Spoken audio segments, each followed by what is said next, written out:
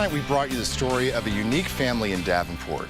Like 90% of deaf children, Monica and Dirk were born to hearing families. There were several occasions when I would be very curious about what my family was doing, and I would ask my mom, what are you guys talking about? What are you laughing about?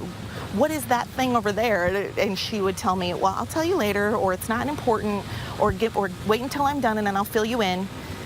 And then she never would, or when I would remind her, she would forget because it wasn't in the moment.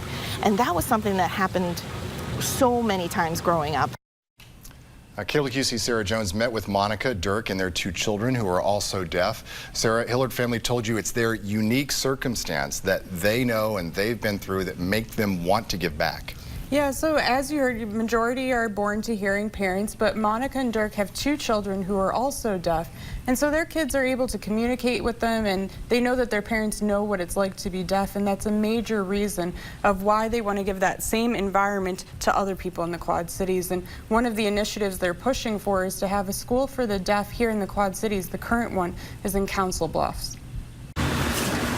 Up until she was 7, Camilla attended a school in the Quad Cities. When I was little, in first grade, at lunch, everyone was talking and nobody would talk to me, and I just had to eat my lunch by myself. And when people would ask me questions, they would say them in English, and I couldn't hear them, so I'd have to ask a grown-up who was my interpreter to come and tell me what they said. And then I felt like the kids didn't want to talk to me because I would have to have a grown-up right there with me all the time.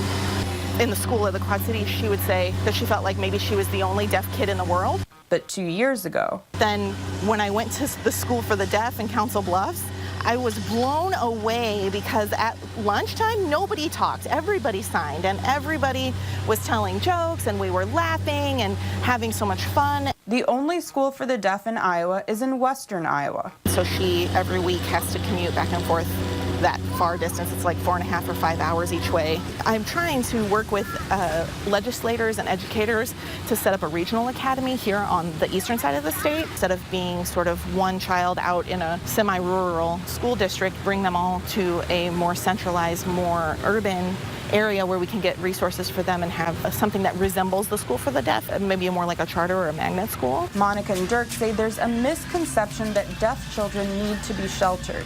But really, they'll have a better future if they're fostered with exposure to the world and diversity and different experiences. And there's a lot of parents who are afraid. And stereotypes can be debilitating. There's a lot of things that people think deaf people can't do. They think we can't drive, have families, buy houses, get approved for bank loans. They think we can't go to college. But really, we can do everything that hearing people can do. I remember when we first moved here, I met a person who was deaf and had lived here their whole life, and they had a lot of those stereotypes that were internalized, and they thought that they believed that they couldn't do those things. And so meeting somebody that was older than them and that had gone to college and that had a career, now they're growing as a young deaf adult to be able to do those things themselves. And so that's why it's so important for the deaf community to get those different age groups together so that deaf children and deaf young people realize that they don't have to follow those stereotypes. That's something Dirk and Monica have taught their two children who were both born deaf. But with 90% of deaf children being born to hearing parents,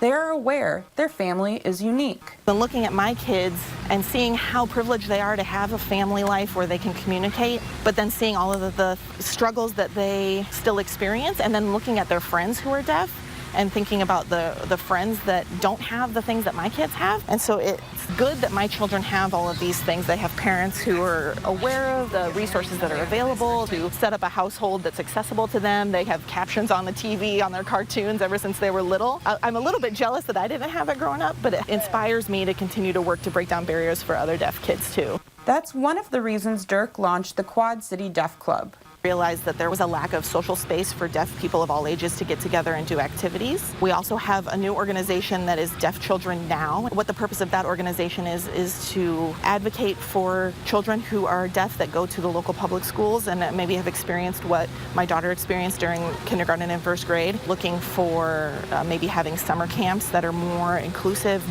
more accessible, having advocates that can work with parents to make sure that their child is getting everything that they need in the school district. And so we're working on a lot of different advocacy issues. The Hillards say it's important for deaf children and adults to meet so that the stereotypes are broken.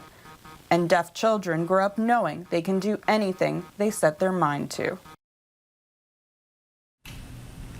And from my time with the Hillards, I learned a lot about deaf culture. Both Monica and Dirk have jobs. Monica works for a company and Dirk has worked for the Arsenal for about 12 years. But they also have their own company where they make crafts based on deaf culture. So some of these pictures behind us, like their most popular item is this clock here, which instead of Arabic numerals has the signs for it, or the t-shirts you can see over there.